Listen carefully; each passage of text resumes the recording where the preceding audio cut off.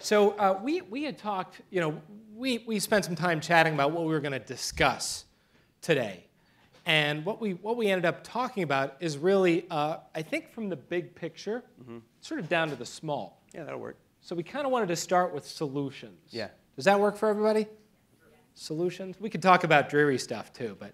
Everyone knows that. Yeah. So, our main question that we came up with is, to begin, what would you do if you were king for the day? So I'll start with you, Peter. Okay, cool. If you were king for the day. Yep. And this politics aside. Can I be king for a year? You could be king for as long as you want. Okay, good. It's a theoretical conversation. Nice. So if you were king of the planet for whatever time period, what would you do? Leslie started by saying, we're here to make it right. I winced a little bit because that's the BP slogan, make it right. Oh. And I'm still waiting for that to happen. So hopefully they're not a corporate sponsor here. But really, what would you do? Yeah. Yeah. I heard at a conference that if you're from another country and you come to the States and you become a citizen, you're an American. If you go to, say, Finland and you become a citizen, you're not really ever Finnish. And they can take that around. So that's a special place. So I'll be king of the States. One thing that's happening right now that I'm really happy about is the Department of Defense understands the importance of clean energy. And I cannot tell you how many people I've met who were in the armed forces that are retired and are now working in clean energy projects. They all know that they've been fighting a resource war. And 1 out of 4 or 1 out of 5 people killed in Afghanistan and Iraq are delivering fuel to the front line, delivering diesel fuel. And they know that. And they know it, and they don't like it. And so what's happening right now is specifically I know more about what the Army's doing, is they want every Army base in the US to be net zero energy, waste, and water. And to me, that's a good use of the tax dollar being spent because they take so much of our money. I'd like them to be developing those technologies. They develop the microchip. They develop GPS. So they develop stuff for a military need that then we can use. Just using my map on my iPhone came from a military need in the iPhone itself with the microchips in there. So the idea of each base going, not necessarily off the grid, but that net zero energy, waste, and water, they're doing it right now. And there's an enormous amount of headaches, an enormous amount of legal barriers and utility barriers for wherever the base is and all the local laws. So they're figuring all that stuff out. They want to have a smart grid on Fort Bliss out in El Paso. What does that mean? Well, now they're going to figure out what that means for them. And that technology will be translated to us into our cities. And a lot of people that are working on getting our cities smart, to use the IBM thing, are actually working with the Department of Defense. So that's a great place, and I like that, and I would push that. Ray Mabus, who's the Secretary of the Navy, wants all of the Navy's vehicles, ships, tanks, planes, and it's also the Marines and the Coast Guard, to be running on biofuels that aren't made from food and aren't grown on land that would be good for growing food by 2020. He's absolutely insane. And it's the insane ideas that actually have, I think, the best chance of doing something. So I like all this stuff. So if you were a king, yeah, I would mandate that. I would mandate it. I wouldn't let Congress say, well, wait a second. Because he spoke to the Senate and someone said back to him, hey, you're not Secretary of Energy, you're Secretary of the Navy, when he said what he wants to do. And I would really like to know what he said back. I couldn't find that, but I'm sure it was good because... Probably said something like, I've got the guns and the bombs.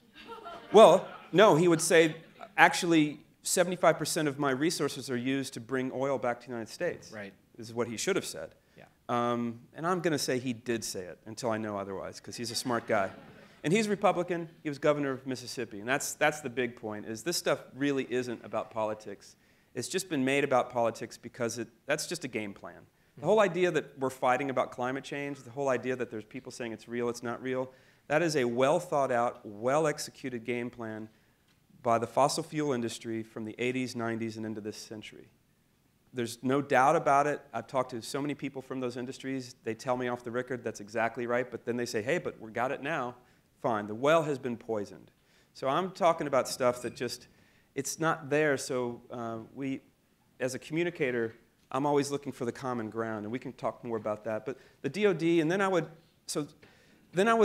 get all the major east-west rails. I'd put DC transmission down those because transmission siting is all such a big deal, but the rail already has the land, and we, the people, gave them the land, at least at the beginning.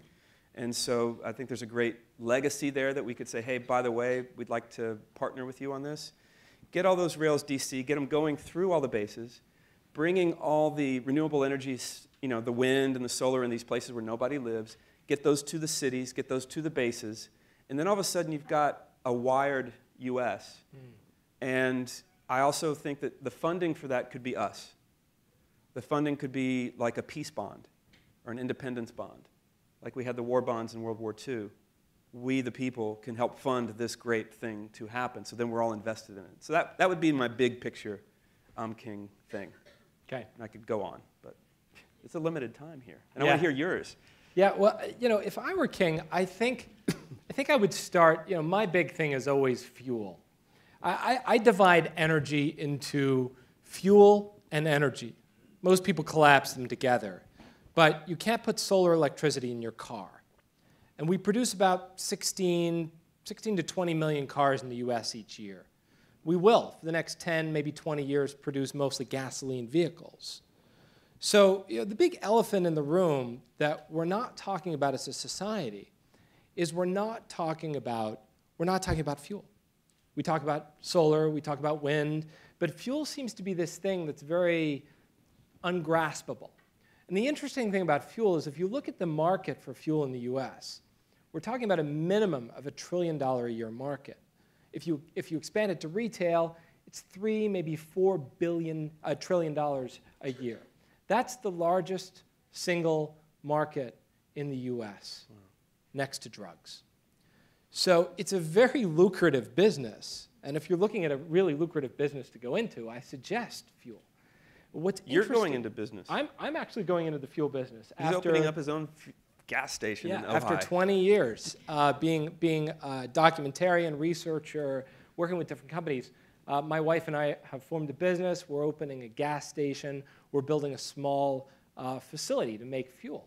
And so, in separating those two things, I would say, really, if I had the choice, I would do two things, not just with America, but with the world too.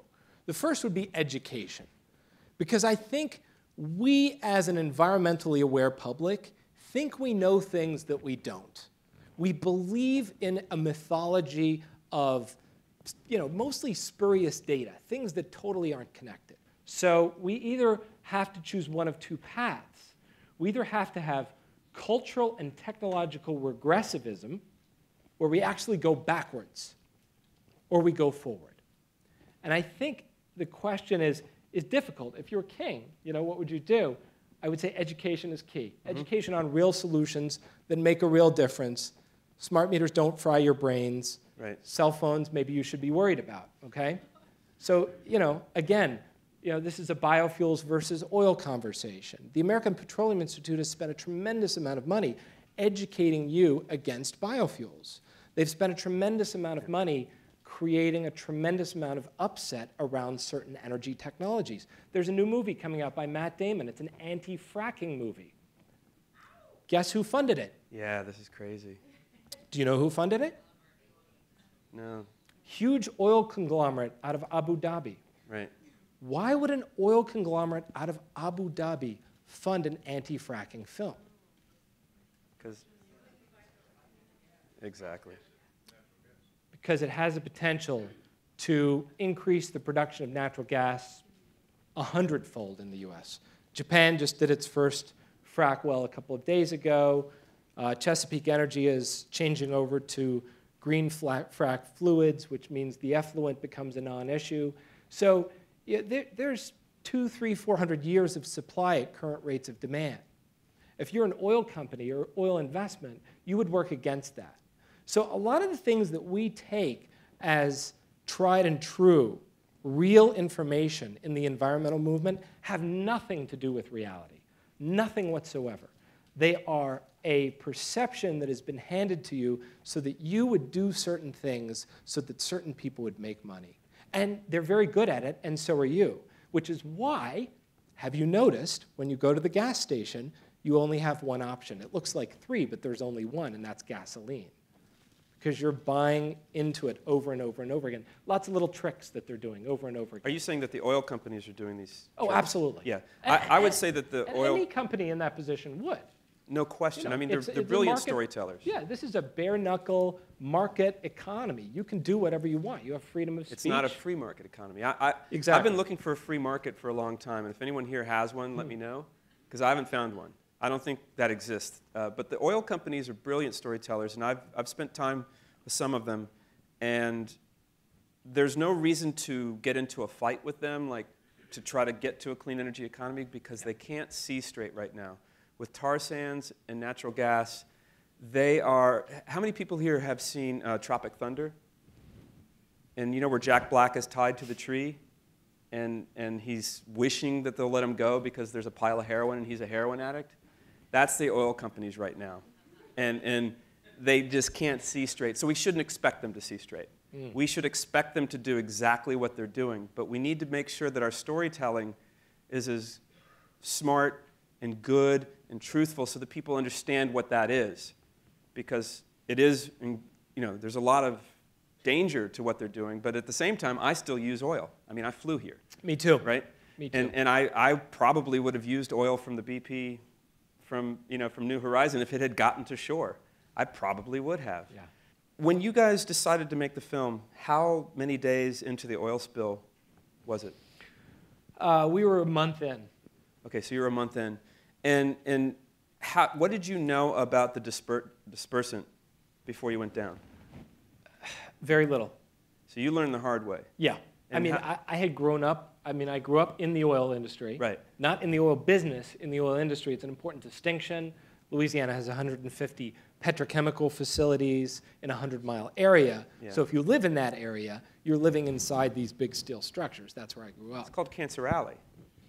But I always thought Louisiana, from my mind, I'd never been there, was just going to be this gorgeous, lush, beautiful place, soup to nuts. Yeah. And I get to Baton Rouge and I get into Cancer Alley and it blew my mind. And that's where you're from. Yeah. And so, so cancer and disease, you lost your mom, you think, to... Almost lost my mother, yeah. Okay. She had miscarriages. 9 miscarriages, diagnosed with lupus, almost died. Right, okay. Yeah. So that's in fuel, and then a big fix, your wife gets sick. Very sick, yeah. So you're really putting yourself into the films, or at least you're putting her into the films now.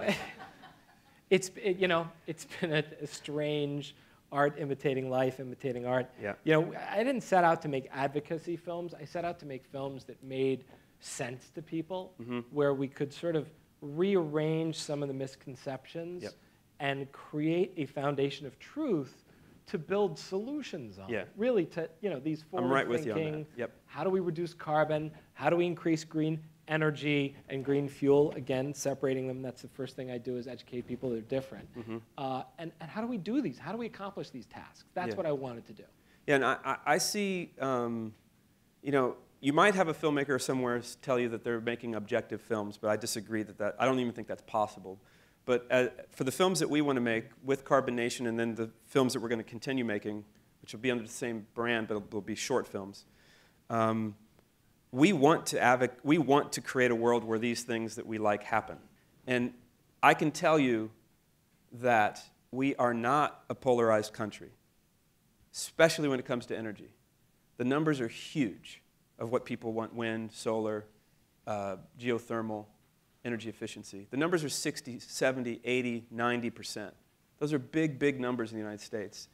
But there's this political industrial complex that needs people to think they're polarized to make money. And that's really what's hurting us the most right now on this conversation in my mind. I'd love it. If you disagree, that's totally cool. But I think that my job now is to show, you'll hear people say we have to change people's behaviors, right? And I'm not on that page. I'm realizing that I need to show people that they already agree with each other. And that's a lot easier to show. And when I meet a skeptic and we're supposed to hate each other and we have a conversation, we realize not only do we not hate each other, but we agree on a lot of stuff, it feels good. Yeah. It's a relief. It's a big relief. And so I've had just tons of one-on-one conversations. My Uncle Phil is where it started. I'm sure you all have an Uncle Phil or Cousin Joe or whatever. Talk to them. Find the common ground, because that's the magic. And when I talk to the skeptics, I tell them what I think, blah, blah, blah, blah. And then I ask, what do you think? And that's the magic moment. Someone like me has never asked someone like them, what do you think, especially about this? And they say, thanks for asking. And then they tell me all the things I know they're going to say about climate change. And I say, oh, let's just put that on the table. And then there's a real major amount of common ground after that. Yeah. And that's going to make your world easier. It's going to make, I don't know how many green energy business people are in the room right now, but it's going to make your world easier if people know that. That's the key. That's the marketing challenge. That's the story challenge. That's, to me, my goal, is to just show that we already do agree. It's not, can't we get along? It's like, we already agree.